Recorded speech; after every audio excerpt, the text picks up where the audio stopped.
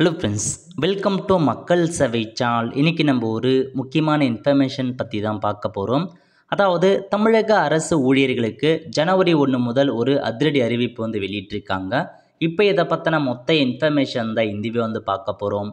இந்த video skip பண்ணாமல் ஃபுல்லாக பாருங்கள். அது மட்டும் அல்ல, இந்த வீடியோ நிறைய பேருக்கு ஷேர் பண்ணுங்க. ஓகே, அதாவது உரிய அடையாள அட்டையின்றி அலுவலகங்களுக்கு வரும் அரசு ஊழியர்களை ஜனவரி 1ஆம் தேதி முதல் திருப்பி அனுப்ப போலீஸார் பார்த்தா முடிவு செஞ்சுருக்காங்க.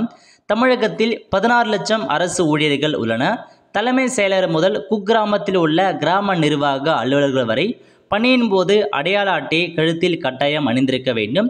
தேவைப்படும் போது தொடர்புடைய அதிகாரிடம் அதை காண்பிக்க வேண்டும் என மனிதவள மேலாண்மை துறை வாயிலாக அரசாணை பார்த்தா வெளியிட்டிருந்தாங்க. இதற்கான முகாம்கள் நடத்தி 100 ரூபாய்க்கு புகைப்படத்துடன் கூடிய அடையாள அட்டை மனிதவள மேலாண்மை துறை வழங்கியுள்ளது. ஆனால் இந்த உத்தரவை அரசு ஊழியர்கள் பெரும்பாலானவர்கள் முறையாக கடைபிடிப்பதில்லை.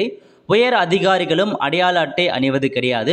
தலைமை செயலகத்தில் பணிபுரியும் அரசு ஊழியர்கள் வெளியே பாதுகாப்பு பணியில் உள்ள போலீசாரிடம் தங்கள் அடையாள அட்டையை காண்பித்து விட்டு செல்ல வேண்டும். ஆனால் அடையாள அட்டை காண்பிக்காமல் பணிக்கு வேகமாக பலரும் செல்கின்றனர். இதை தட்டி கேட்கும் போலீசாரிடம் சில அரசு ஊழியர்கள் வாக்குவாதத்தில் ஈடுபட்டனர். இதை பயன்படுத்த கோரிக்கை தொடர்பாக வரும் பொதுமக்கள், விவசாயிகள் உள்ளிட்டோருக்கு உரிய ஆவணங்களை காட்டாமல் உள்ளே சென்று போராட்டத்தில் ஈடுபடும் சம்பவங்கள் நடக்கின்றன சொல்லியிருக்காங்க. ஸோ இதனால் ஜனவரி 1ஆம் தேதி முதல் நீங்கள் ஐடி கார்டு போடாமல் உள்ள வரீங்க அப்படின்னா வெளியே அனுப்பப்படும் அப்படின்னு சொல்லியிருக்காங்க. ஸோ நீங்கள் அரசு ஊழியராக இருக்கீங்க அப்படின்னா உங்களுக்கான ஐடி கார்டை கட்டாயம் அணிந்துட்டு உங்களை ஆஃபீஸுக்குள்ள போக பாருங்கள். இதுதான் உங்களுக்கான இன்ஃபர்மேஷன்.